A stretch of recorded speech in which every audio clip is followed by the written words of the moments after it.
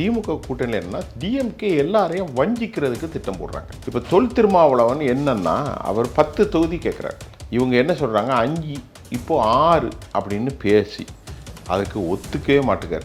கடைசியாக 8 வரைக்கும் கொடுப்பாங்கன்னு சொல்லப்படுது. நேற்று கூப்பிட்டது கூட அவர் அறிவாலயத்திற்கு செல்லவில்லை. உனக்கு தகுதி இல்லை, நீ இவ்வளோதான் சீட்டு அப்படின்னு திருமாவளவனை அடக்க பார்க்குறாங்க. நேற்று வந்து இப்போ பிரச்சனையே தான் தேமுதிக தான். நேற்று வந்த தேமுதிக கழுதை தேர்ந்து கட்டருமான கட்சி இப்போது 0.43% ஆகியிருக்கிறது. எத்தனை சதவீதம்? 0.43 6% கீழே போயிருக்கு. அப்படிப்பட்ட 6% கீழே போய் அந்த அம்மாவை கூப்பிட்டு நீ 8 தொகுதியும் 1 தொகுதியும் கொடுத்து இப்போ நான் உன் கூட இருக்கிறதுக்கு எனக்கு என்னடா பிரயோஜனம்? உங்கள் கூடயே சிங்கி போட்டு மதச்சார்பு பிஜேபியை காட்டியே எங்களை ஏமாத்துறீங்களே, எங்களுக்கு என்ன கொடுத்தீங்க? திருமாவளவன் தான் மெஜாரிட்டி. அதில் ஒரு பாதிக்கு பாதினா கூட அவர் 7-8% இருக்கு. நீ 28% வச்சுக்கிட்டு 180 190 தொகுதியில் நிற்கிறிய. அப்போ உனக்கு பாதியாக இருக்கிறவனுக்கு 90 தொகுதி கொடுக்கணும். 90 தொகுதி வேணால் 40 கொடுக்குறியா, 40 வேணால் 20 கொடுக்குறியா, 20 இல்லை ஒரு 10 சீட்டு கொடுக்கலாம்ல. அப்போ திமுக அடக்குமுறை. நாங்களும் வந்து இத்தனை வருஷமாக பயணிக்கிறோம். நீங்கள் மட்டும் மச்சானும் மாப்பிள்ளையும் எல்லாத்தையும் வலிச்சு போடுறீங்க. ஒன்றும் இல்லை 30,000 கோடி 40,000 கோடின்ட்டு. இப்போ எங்களுக்கு அது கூட தரலையே. நாங்கள் அதை கேட்கல, நீங்கள் அடிக்கிற கொள்ளையில் பங்கு கேட்கல, உரிமையை கொடுங்க. இப்போ என்ன சொல்கிறாங்க, மறுமலர்ச்சி திமுக மொத்தம் 4 சீட்டு, 4ல் 3 சீட்டில் எதில் நிற்கணும், உதயசூரியில் நிற்கணும். ஒரு சீட்டு பம்பரத்தை உருட்டணும். பேட்டரி லைட்டு பவர் இல்லாமல் போயிடுச்சு. யாரு? கமல். அதனால் இன்டர்நேஷ்னல் பேட்டரி லைட்டை போடுவோம். இந்த லோக்கல் எவரடி விளங்காது அப்படின்னு இம்போர்ட் பண்ணியிருக்காங்க. அவர் இப்படி உட்கார்ந்துட்டு இருக்கான் மனுஷன். அது மட்டும் இல்லாமல் திமுக தோழர், திமுகவுக்கு ஆதரவாக பேசுகிறவர் ஒரு நண்பர் என்கிட்ட சொல்கிறாரு, இங்கே பாருங்கள் சார், அடிக்கிற கொள்ளைகள் அவ்வளவுமே அவங்க தான் போகுது. மாமா மச்சான் மச்சனை மாப்பிள்ளை இப்படி தான் போகுது. இப்போ உதாரணத்துக்கு நீங்கள் பார்த்தீங்கன்னா இப்படி ஒரு கேவலமான ஒரு ஜனநாயக இயக்கம் எங்கேயும் கிடையாது. பாரதிய ஜனதா அமலாக்கத்துறை ஏவி விட செய்கிறது, ஏவி விடத்தான் செய்வாங்க. ஏவி விட்டா உனக்கு என்ன? உங்ககிட்ட வழியில் பணம் இருந்தால் தான் ஏவி விட்டுட்டு என்கிட்ட ஒன்றும் இல்லை சார், என்கிட்ட ஒரு 30 ரூபா சார் இருக்குன்னு பாருன்னா போயிட்டு போகிறேன். எல்லாம் கேமரா இருக்கு. உங்ககிட்ட தான் ஃபுல்லாக ஊரை ஃபுல்லாக அடித்து வச்சுருக்கீங்களே.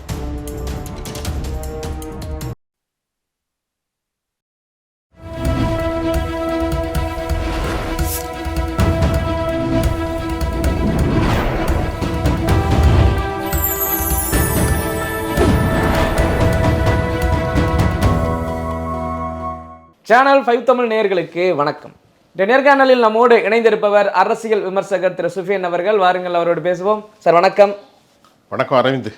சார், இப்போது 2026 இந்த தேர்தல் களம் யாருக்கு வெற்றி வாய்ப்பு அப்படின்றதான் தமிழ்நாடே உற்று நோக்கி கொண்டிருக்கு. இந்த சூழ்நிலையில் திமுக கூட்டணி, ஏன்னா எல்லாருக்குமே காங்கிரஸ் ஓரளவுக்கு ஓகே பண்ணிட்டாங்க, மற்ற கட்சிகளுக்கெல்லாம் இழுபறியாகவே இருக்குது. இல்லை எங்களுக்கு கம்மியாக கொடுத்துருக்கீங்க, அவங்களுக்குள்ளே கொடுத்துருக்கீங்கன்னு சொல்லி ரொம்ப அது ஒரு வாக்குவாதமாகவே போய்கிட்டு இருக்கு. திமுக கூட்டணி நீடிக்கும்னு ஒரு நம்பிக்கை இருக்குதா உங்களுக்கு? இல்லை, என்னன்னா திமுக வந்து ஒரு அராஜகம் செய்வதாக குமுறுகிறார். யார்? கூட்டணி கட்சி கூட்டணிக்குள்ள. நானே பேசினேன். என்னன்னா நம்ம பேசுறது எல்லாமே தலைவர்களோடு பேசிய பேச்சு தான். இந்த லோக்கலில் உள்ள பேப்பரில் உள்ள பேச்சு சரி வராது, விளங்காது, பொய். இப்போ எடப்பாடி புறப்பட்டு போயிட்டார் டெல்லிக்கு, அது ஒரு பக்கம் போகட்டு. திமுக கூட்டணியில் என்னன்னா டிஎம்கே எல்லாரையும் வஞ்சிக்கிறதுக்கு திட்டம் போடுறாங்க. அவர்கள் என்ன சொல்கிறாங்க, பணபலத்தால் வாயடிக்கிறாங்க. இப்போ என்னன்னா காங்கிரஸுக்கு 28+1, தேமுதிகவுக்கு 8+1 அப்படிங்கிற பேச்சு. முடிவு பெறாத நிலையில் காங்கிரஸ் தேமுதிக முடிவு பெறவில்லை, தொல் திருமாவளவன் முடிவு பெறவில்லை. மார்க்சிஸ்ட் கம்யூனிஸ்ட்டு கிட்டத்தட்ட 6-5 அப்படின்னு 5 முடிவு பண்ணுங்க. இந்திய கம்யூனிஸ்ட்டுக்கு தோழர் வீரபாண்டியன் 5 வாங்கிட்டார். மார்க்சிஸ்ட் கம்யூனிஸ்ட்டு 5க்கு மேலே இருந்தால் 6க்கு மேலே இருந்தால் பேசுங்கன்னு சொல்லிவிட்ருக்காங்க. அதுவும் இழுபறி. வாழ் உரிமை, தமிழர் வாழ் உரிமையுடைய வேல்முருகன் ஒரு கடுமையான கடுப்பில் இருக்கார். திமுக என்ன நினைக்கிறாங்கன்னா 180க்கு மேற்பட்ட தொகுதிகளை உதயசூரியன் சின்னத்தில் நிற்க வைத்து நாம் வெற்றி பெற்றிருந்தால்தான் இந்த முறை அவர்களுக்கு ஒரு புதிய எதிரியாக தாவேகா ஆரம்பிச்சிருக்கிறாங்க. அது அவருக்கு ஒரு பெரிய அச்சம். அதை நம்ம எதிர்கொள்வதற்கு நாளை எல்லோரும் உதயசூரியனில் நின்றால் மட்டும்தான் நமக்கு பலம், இல்லைன்னா நம்ம காலை வாரி விடுவான் அப்படிங்கிறது அவர்களுக்கு ஆலோசனை. இப்போ எப்படின்னா காங்கிரஸ் கட்சி 28 சீட்டு வந்து அது கை சின்னத்தில் நிற்க போகுது, திமுக உதயசூரியனில் நிற்க போகுது. மூன்றாவது தேமுதிகவை எடுத்துக்கிடுங்க, அந்த கட்சி வந்து முரசு. இப்போ தொல் திருமாவளவன் என்னன்னா அவர் 10 தொகுதி கேட்குறார். இவங்க என்ன சொல்கிறாங்க 5 இப்போ 6 அப்படின்னு பேசி அதுக்கு ஒத்துக்கவே மாட்டுக்கார். கடைசியாக 8 வரைக்கும் கொடுப்பாங்கன்னு சொல்லப்படுது. நேற்று கூப்பிட்டது கூட அவர் அறிவாலயத்திற்கு செல்லவில்லை. அதற்கு பிறகு அறிவாலயத்துக்கு வந்தார். அண்மையில் ஸ்டாலினுடைய மருமகன் சபரீசன் ஒரு கருத்து கணிப்பு வெளியிட்டார். அவருக்கு பெண் அப்படிங்கிற ஒரு நிறுவனம் இருக்குது. அதில் தலித் இளைஞர்களின் வாக்கில் இதெல்லாம் சித்தரிக்கப்பட்டது. பெரும்பான்மையான வாக்குகள் விஜய் பக்கம் போயிட்டு அப்படின்னு ஒரு விஷயத்த அவங்க சொன்னாங்க. அது போலியாக போர்ட்ரேட் பண்ணப்பட்டு உனக்கு தகுதி இல்லை, நீ இவ்வளோதான் சீட்டு அப்படின்னு திருமாவளவனை அடக்க பார்க்குறாங்க. ஆனால் என்னை பொறுத்தவரை எப்படின்னா, தமிழ்நாட்டு வரலாற்றில் தலித் சமூகம் மொத்த அவர்களுடைய எண்ணிக்கை 24%. அதில் பல்லர் சமூகம் ஒரு பக்கம், தேவேந்திர குல வேளாளர்கள், பறையர் சமூகத்தின் தலைவராக தொல் திருமாவளவன், அருந்ததி சமூகம் தனியாக இருக்குது. ஆனால் அருணாச்சலம், தென்காசி அருணாச்சலத்திற்கு பிறகு இளைய பெருமாளுக்கு பிறகு ஒரு ஒருங்கிணைந்த பெரிய அளவில் கொண்டு வந்தது திருமாவளவன் தான். நம்ம உண்மையை சொல்லணும்.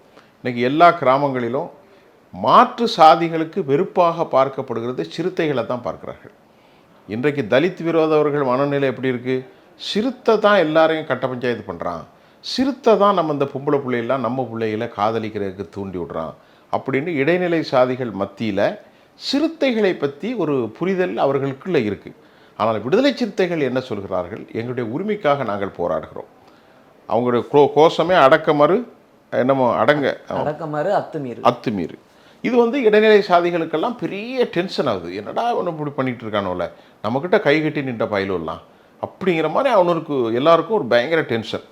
இப்போ திமுகவும் பேசுகிறது பெரியார் கொள்கை, பேரறிஞர் அண்ணா கொள்கை. ஆனால் நீங்கள் இங்கே பாருங்கள், ஒரு தலித்து வலிமையான இயக்கம்னா நீ பேசுகிறதுக்கு கொடுக்கணுமா இல்லையா? இப்போ என்ன கேட்குறாங்க, நேற்று வந்து இப்போ பிரச்சனையே தான் தேமுதிக தான்.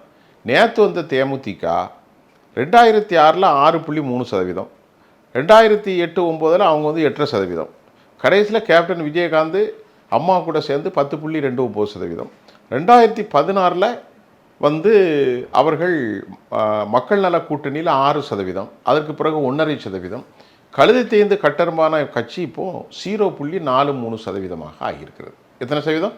0.43, 0.5% கீழே போயிருக்கு.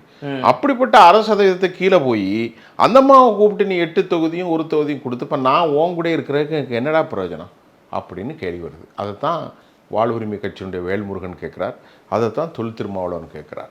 உங்கள் கூடயே சீங்கி போட்டு மதச்சார்பு பிஜேபியை காட்டியே எங்களை ஏமாத்துறீங்களே, எங்களுக்கு என்ன கொடுத்தீங்க, எங்கள் உரிமையை பறிக்கிறீங்களே அப்படிங்கிறத வந்து அவங்க கேட்குறாங்க. ஆனால் இதில் ஒரு பெரிய விஷயம் என்னவென்றால், நான் அடிக்கடி சொல்லுவேன், திமுகவுடைய வாக்கு வங்கியே 25%-லேருந்து 28% தான் இருக்கும். அதை எப்படி சொல்கிறீங்கன்னா, எனக்கு 35 வருஷம் அனுபவம் இருக்குது தமிழ்நாட்டில். 30 வருஷத்துக்கு மேலே நல்ல ப்ரிடிக்டர்னா. 1991 ராஜீவ் மரணத்துக்கு அப்புறம் திமுக கண்டஸ்ட் ஆலும் அப்போ அவங்க பெற்ற வாக்கு 23 தான். தமிழ்நாடு முழுவதும் தீயை பற்றி வச்சாங்க. கருணாநிதி தான் அந்த கொலைக்கு காரணம், ஜெயின் கமிஷன் சொல்லிட்டுனா அது அப்போ அதுதான் அவங்க ஓட்டு. ஆடைக்கும் கோடைக்கும் எப்போதும் கலங்காத ஓட்டு. இப்போ ஒரு 3%, 4% கூடியிருக்கு. 26, 25, 27 இவ்வளோதான். அப்போ அவங்க ஜெயிக்கிறதுக்கு காரணம் யார்? மைனாரிட்டி ஒரு 14%. முஸ்லீம்கள் ஓட்டை போடுறான், கிறிஸ்தவனும் ஓட்டை போடுறான்.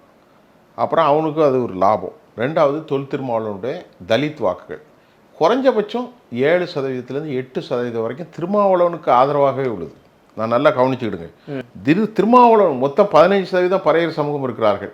ஒரு 5% 6% வந்து தேவேந்திர குலர் வேளாளர் இருக்காங்க. மீதி 2% இந்த அருந்ததி இருந்தாலும் திருமாவளவன் தான் மெஜாரிட்டி. அதில் ஒரு பாதினா கூட அவர் 7-8% இருக்குது. நீ 28% வச்சுக்கிட்டு 180 190 தொகுதியில் நிற்கிறிய. அப்போ உனக்கு பாதியாக இருக்கிறவனுக்கு 90 தொகுதி கொடுக்கணும். 90 தொகுதி வேணா 40 கொடுக்குறியா, 40 வேணா 20 கொடுக்குறியா, 20 இல்லை ஒரு 10 சீட்டு கொடுக்கலாம்ல. அப்போ திமுக அடக்குமுறை. நேற்று திருமாவளவனை கூப்பிட்டு கேட்டபோது திருமாவளவன் போக மறுத்து விட்டார். ஏன் மறுத்தார்? இந்த மாதிரி அடக்குமுறை நீங்கள் செய்கிறீங்க, நான் உங்கள் கூட இருக்கிறேன், மதச்சார்பின்மை ஒன்று தான் எனக்கு நோக்கம். ஒன்று சாதி அடையாளமாக இருக்கக்கூடிய பாமக, இன்னொன்று மத அடையாளமாக இருக்கக்கூடிய பாஜக அப்படின்னு சொல்லி ஏமாற்றி எனக்கு கூட வச்சுருக்கீங்க. நாங்களும் வந்து இத்தனை வருஷமாக பயணிக்கிறோம்.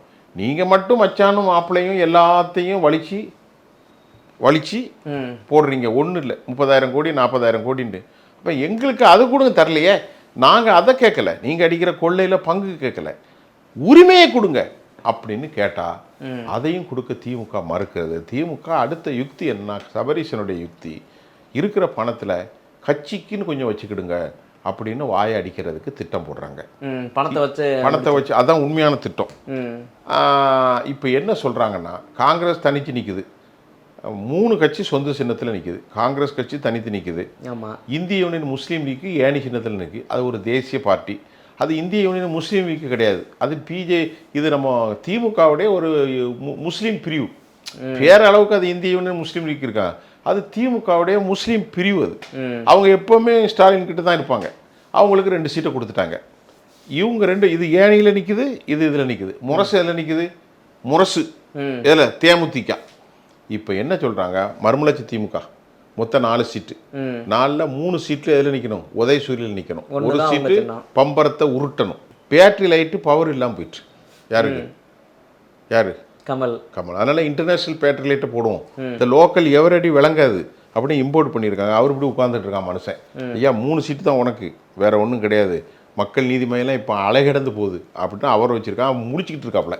காங்கிரஸ் 28 கொடுத்தா அவனு சண்டை கிண்ட போட்டு சத்தியமூர்த்தி நகரில் காங்கிரஸே எங்கேயும் கிடையாது, 1.5% ஓட்டு தான் இருக்குது. எங்கே கன்னியாகுமரியிலையும் தூத்துக்குடியிலையும் தென்காசியிலும் அம்பாசமுத்திரத்துலையும் விருதுநகர் சாத்தூர் மதுரை இந்த ஏரியாவுக்கு அப்புறம் காங்கிரஸ் எங்கேயாவது இருக்கா? 1% தான் இருக்குது. அது தெரியாமல் இவங்க உட்காந்து மாணிக் தாக்கூர் பேசிக்கிச்சு, கடைசியில் ராகுல் காந்தி அதில் பங்கு பெறாமல் அவங்களுக்கு ஒரு 28 கொடுத்துட்டாங்க. இப்போ இந்த அம்மாவுக்கு எதுக்கு நீங்கள் இவ்வளோ சீட்டை கொடுக்குறீங்க அப்படி தான் கேள்வி.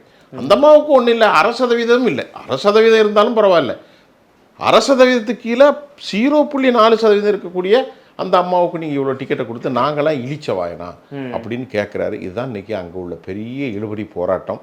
அது மட்டும் இல்லாமல் திமுக தோழர், திமுகவுக்கு ஆதரவாக பேசுகிறவர் ஒரு நண்பர் என்கிட்ட சொல்கிறாரு, இங்கே பாருங்கள் சார், அடிக்கிற கொள்ளைகள் அவ்வளவுமே அவங்க தான் போகுது, மாமா மச்சான் மச்சனை மாப்பிள்ளை இப்படி தான் போகுது. இப்போ உதாரணத்துக்கு நீங்கள் பார்த்தீங்கன்னா, இப்படி ஒரு கேவலமான ஒரு ஜனநாயக இயக்கம் எங்கேயும் கிடையாது. அண்ணாவுடைய இயக்கம், அண்ணா இறந்த பிறகு நெடுஞ்செழியன் வரக்கூடிய இயக்கம், நெடுஞ்செழியனை காவு கொடுத்து புரட்சித் தலைவர் டாக்டர் எம்ஜிஆர் அவர்கள் கருணாநிதிக்கு சப்போர்ட் பண்ணாங்க, கொடுத்தாங்க. இன்றைக்கி அதை சபரீஷன் கட்சியாக மாறிப்போச்சு. அந்த கட்சியில் என்ன நடக்குது, இன்றைக்கி டிஆர் பாலுவுக்கு மகன் யார், ராஜா. அப்போ அவருக்கு இன்னைக்கு உரிமை கொடுத்துட்டாங்க. பொன்முடி மகனுக்கு உரிமை கொடுத்தாங்க, சியாமணி. அதே மாதிரி துரைமுருகனுடைய மகனுக்கு அவன் பேர் கதிர் ஆனந்த், அவருக்கு கொடுக்குறாங்க. நேருவின் மகனுக்கு நிலையான ஆட்சியை கொடுக்கறதுக்கு நேருவின் மகளே வா அப்படின்னு சொன்ன மாதிரி நேருவின் அடிக்கிற கொள்ளையெல்லாம் இவங்க தான். ஊராட்சி துறையில் நீங்கள் பார்த்தீங்கன்னா பலாயிரம் கோடிகள், இதெல்லாம் ரொம்ப மனசாட்சியை உறுத்துது. இன்னைக்கு அவருக்கு இருக்கக்கூடிய மருத்துவமனைகள், காவேரி மருத்துவமனை தமிழ்நாடு முழுவதும் இருக்கு, பெரிய சக்கரவர்த்தி சாம்ராஜ்யம். அப்ப இதெல்லாம் மக்கள் புரிய மாட்டேங்காங்க. மக்கள் புரியறதுக்கான விஷயம், யார் வேணாலும் ஆட்சிக்கு வரலாம். அதனால தான் பணத்தை வச்சு எல்லாரும் வாயை மூடிடலாம் அப்படின்ற ஒரு. இப்ப என்ன செய்றாங்க, ஒரு சீட்டு 2 சீட்டு குறைச்சிக்கிடுங்க. இப்ப பானையில் என்ன சொல்றாங்க, நீங்க மொத்தம் 8 7 கொடுத்தா 4 சூரியன்ல நிக்கணும், 3 பானையில நில்லுங்க அப்படிங்கிறாங்க. வைகோக்கு வர வழி இல்லை, 3 சூரியன் 1 நிக்க போறாரு. மனிதநேய மக்கள் கட்சி இஸ்லாமிய ஜவாஹிருல்லா 2க்கு 2ம் சூரியன் தான். அதை போல் இஸ்லாமிய அமைப்புகளான தமிமுல் அன்சாரு, எஸ்டிபிஐ, வேல்முருகன், தனியரசு எல்லாருமே அளவில் மட்டும்தான் எல்லாம் கட்சி, சிம்பிள் எல்லாம் உதயசூரியன். அப்போ அவங்க என்ன நினைக்கான், நம்ம 160 ப்ளஸ் இவனு ஒரு 20, 185 சீட்டு உதயசூரியன் வந்தால் ஒரு 140 சீட்டு ஜெயிச்சிடலாம். இப்போ நீங்கள் டிஎம்கேக்கு டப்பா கலந்துக்கும். டிஎம்கேக்கு மக்களை போகிறதுக்கு எந்த ஒரு நன்மையான திட்டங்கள் இல்லை, very poor performance. Fast 5 years அவங்க செஞ்சது வெரி புவர் பெர்ஃபார்மன்ஸ். ஏன்னா சட்ட ஒழுங்கு கெட்டு போச்சு. நீங்கள் பாருங்கள், டிஎம்கேக்கு இருக்கக்கூடியலாம் பியூரோக்ராட்ஸ் ஓட்டு தான், அரசு அலுவலர்கள் ஓட்டு. இந்த முறை மருத்துவர்கள், செவிலியர்கள், சத்துணவு பணியாளர்கள், அங்கன்வாடி ஊழியர்கள், இடைநிலை ஆசிரியர்கள், பகுதி நேர ஆசிரியர்கள், அது மட்டும் இல்லாமல் மின்சாரத்துறை ஊழியர்கள், போக்குவரத்து துறை ஊழியர்கள் எல்லாருமே ஆர்ப்பாட்டம் ஆர்ப்பாட்டம் ஆர்ப்பாட்டம். 515 வாக்குறுதியில் திராவிட முன்னேற்ற கழகம் கொடுத்தது. ஆனால் அவர்கள் நிறைவேற்றினது என்ன? அங்கே சொல்கிறாங்க, மக்களின் உரிமை தொகை 1000 ரூபா கொடுத்தோம், 5000 ரூபா இப்போ கொடுத்தோம். இப்போ எதுக்கு கொடுத்தீங்க? எலெக்ஷனுக்கு தான். அதே போல் நாங்கள் we will come next time, நாங்கள் 2000 ரூபா கொடுப்போம். அது மட்டும் இல்லாமல் சிற்றுண்டி கொடுத்தோம், அது கொடுத்தோம். இதுதான் அவங்கள்ட்ட பெரிய வாக்குறுதியாக இருக்க தவிர இந்த நாட்டுக்கு என்ன செய்தீர்கள் கேட்டால் நாங்கள் பெரிய பொருளாதார மண்டலமாக மாற்றிட்டோம். அப்போ மக்கள் என்ன எதிர்பார்க்குறாங்க? வேற ஒன்றும் இல்லை மிஸ்டர் அரவிந்த், இப்போ நீங்கள் கொடுத்த வாக்குறுதியில் மாதம் ஒரு முறை எலக்ட்ரிசிட்டி நாங்கள் ரீட் பண்ணோம் நீங்கள் அதை நீங்கள் செஞ்சீங்களா? செய்யலை. அப்புறமா கேஸ் சிலிண்டரு அதற்கு மானியம் கொடுத்தீங்களா? பெட்ரோல் டீசலுக்கு மானியம் கொடுத்தீங்களா? இல்லையே. கல்வி கடனை ரத்து செஞ்சீங்களா? அது மிகப்பெரிய தலைவலியாக மாணவர்கள் பேசிக்கிட்டு இளைஞர்கள் பேசிக்கிட்டு நான் சொல்றேன் நீட்டுக்கு ரகசியங்க நீட்டு நாங்கள் we will come the power we have a secret in my pocket. யார் சொன்னார்? நம்ம உதயநிதி ஸ்டாலின். எத்தனை வருஷம் ஆச்சியா? எதுவுமே நடக்கலை. அண்ணா யூனிவர்சிட்டியில் பாலியல் பலாத்காரம். உலகத்தினுடைய ஹார்ட்டு, சென்னையினுடைய இதயமாக இருக்கக்கூடிய அண்ணா யூனிவர்சிட்டியில் மாணவி பாலியல் பலாத்காரம். புதுக்கோட்டையில் ஒரு முஸ்லீம் பாய் ஜாஃபர் அலி கொள்ளை, கனிமூல கொள்ளையில் அடித்து கொலை செய்யப்பட்டார். அது மாதிரி திருநெல்வேலியிலும் அடித்து கொலை செய்யப்பட்டார். கன்னியாகுமரி, தென்காசி, அம்பாசமுத்திரம், பாடசாலை, நாகர்கோயில், எல்லா இடங்களிலும் கனிம வளை கொள்ளையோ கொள்ளை.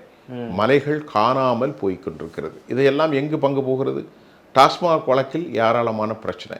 சரி, 2000 பேர் பார்ட்டிசிபேட் பண்ண இடத்துல ஒரு கஸ்டமருக்கு 800 பேர், 150 பேரை எவ்வளோ?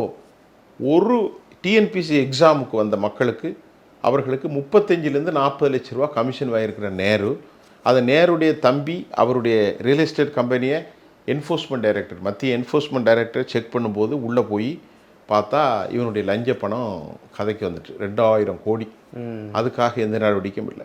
பாரதிய ஜனதா அமலாக்கத்துறை ஏவி விட செய்கிறது. ஏவி விடத்தான் செய்வாங்க. காங்கிரஸ் அந்த காலத்தில் ஏவுனாங்க, இன்றைக்கி பாஜக ஏவி விடுறாங்க. ஏவி விட்டா உனக்கு என்ன? உங்ககிட்ட வழியில் பணம் இருந்தால் தான் ஏவி விட்டுட்டு என்கிட்ட ஒன்றும் இல்லை சார், என்கிட்ட ஒரு 30 ரூபா சார் இருக்குன்னு பாருன்னா போயிட்டு போகணும். எல்லாம் கேமரா இருக்க. உங்ககிட்ட தான் ஃபுல்லாக ஊரை ஃபுல்லாக அடித்து வச்சுருக்கீங்களே. Only Sabareesan and company, Nehru and company, இப்படித்தானே நீங்கள் வச்சுருக்கீங்க. அப்போ உங்களுக்கு மக்கள் எவ்வளவு பண்ணுவாங்க? அவர்களுக்கு ஒரு பெரிய சாய்ஸ் கிடையாது. தமிழ்நாட்டை பொறுத்தவரை தெரியாமல் அவர்களுக்கு சான்ஸ் வந்துட்டு. அதற்கு காரணம் எதிர்க்கட்சியுடைய பலகீனம்.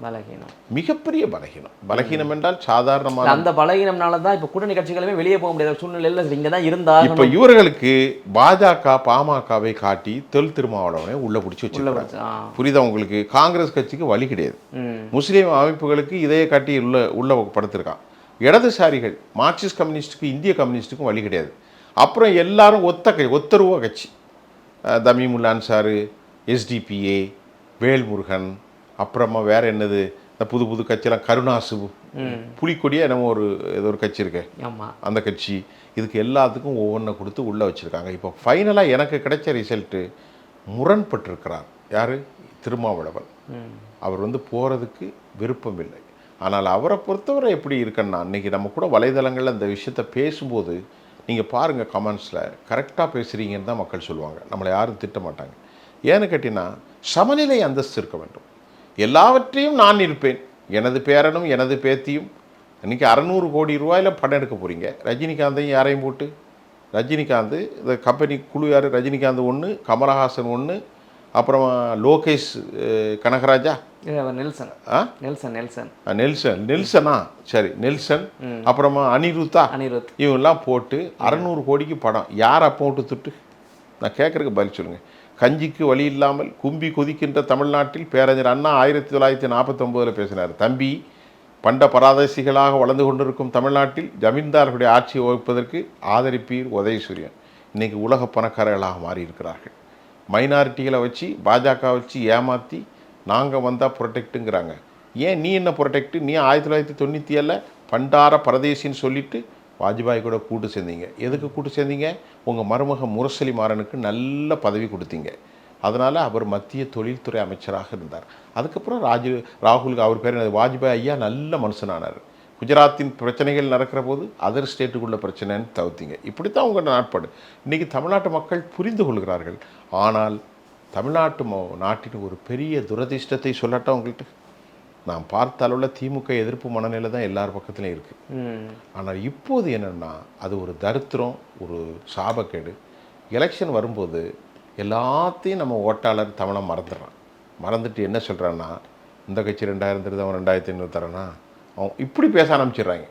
அந்த முன்னாடி நடந்த கனிமவள கொள்ளையோ அல்லது அரசினுடைய டிசபிலிட்டி இதெல்லாம் பேச மாட்டாங்க. இது திமுகவுக்கு பெரிய பலம். அதனால் இப்போ திமுக ஏற்கனவே பொங்கலுக்கு எவ்வளோ கொடுத்தான்? 3000 ரூபா கொடுத்தான். அதுக்கப்புறம் உடனடியாக உரிமை தொகை உரிமை தொகை நீ அப்புறம் கூட 5000 ஒரே அடியாக ஏற்றி விட்டான். இப்போ எலெக்ஷனில் எல்லாத்துக்கும் கை செலவுக்கு 2 ரூபா கொடுக்கணும், 2000 35 கோடி கிட்ட மாறி 10,000 வந்துடுது.